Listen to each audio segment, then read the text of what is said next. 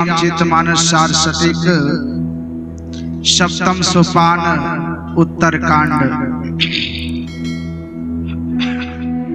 श्री राम के वचन सुनकर सब भाई बड़े आनंदित हुए। नारद जी बारंबार राम जी के पास आते और उनका नित्य नवीन चरित्र देख ब्रह्मलोक चले जाते।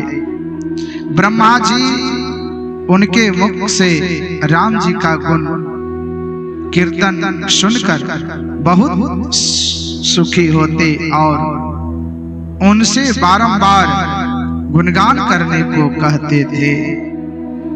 और जीवन मुक्त ब्रह्म पर चरित्र सुनहि तज ध्यान, जे हरि कथा न करहि रति तिनके ही पशान।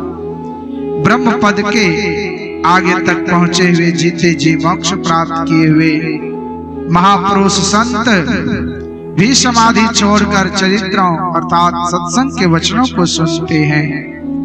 जो हरि कथा में प्रेम नहीं करते उनका हृदय पत्थर है।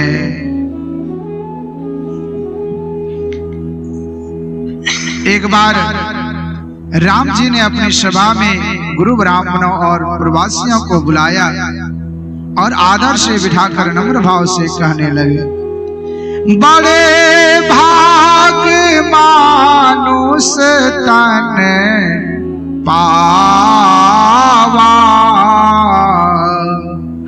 सुर दुर्लभ सब ग्रंथ ही गावा। बड़े भाग्य से मनुष्य का शरीर मिलता है। सब ग्रंथों ने कहा है कि यह देवताओं को दुर्लभ है। साधन धाम मोक्ष कर द्वारा, पाई न जेहि परलोक सवारा। यह शरीर साधनों का घर और मोक्ष का द्वार है।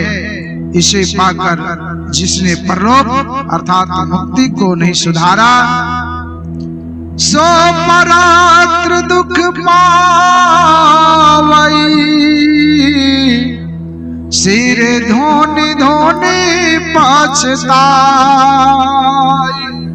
कालई कर्महि ईश्वर मिथ्या दोष लगाए। वह परलोक में दुख पाता है, सिर धुन धुन कर पछताता है और काल कर्म तथा ईश्वर को झूठ ही दोष लगाता है।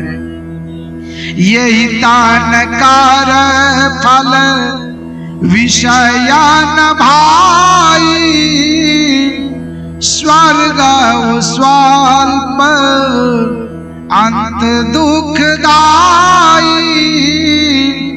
हे भाई, इस शरीर का फल विषय रूप रस गंध स्पर्श और शब्द का भोगना नहीं है। स्वर्ग यदि प्राप्त कर सके तो वह भी थोड़ा ओछा और अंत में दुख देने वाला है। नर तन पाई विषय मान देहि, पलट सुधाते 60 विष लेहि।